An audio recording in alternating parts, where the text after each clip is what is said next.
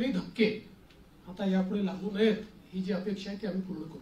Deepak Batuse sir, Ladki Bahin योजना ज्याचा तुमच्या विजयात मोठा वाटा आहे, 2100 रुपये करण्याची तुम्ही घोषणा केली होती.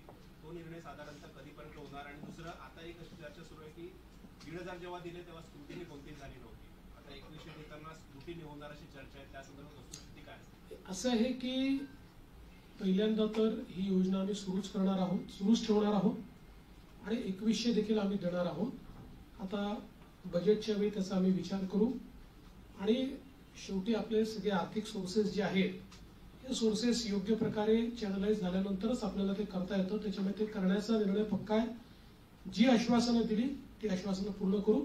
त्याकरता ज्या व्यवस्था करायच्या त्या व्यवस्था आम्ही आधी करू. स्क्रुटिनीचा जिथपर्यंत सवाल आहे तिथपर्यंत एवढंच आहे की निकषाच्या बाहेर जर कोणी घेतलं असेल, निकषातला जो असेल त्याला कोणालाही त्यातलं कमी करायचं नाहीये. पण काही तक्रारी आल्या आहेत की निकषाच्या बाहेर मिळालेला आहे. जसं आपल्याला कल्पना असेल की शेतकरी सन्मान योजना जेव्हा मोदीजींनी सुरू केली त्यावेळी पहिल्यांदा जे काही बेनिफिशियरीज होते लक्षात आलं की मोठ्या शेतकऱ्यांना देखील ते मिळालेलं आहे. मग नंतर त्यातल्या अनेक शेतकऱ्यांनी स्वतःच त्या ठिकाणी सांगितलं की आम्ही या निकषात बसत नाही. मला असं वाटतं त्यानंतर ती स्थिर झाली.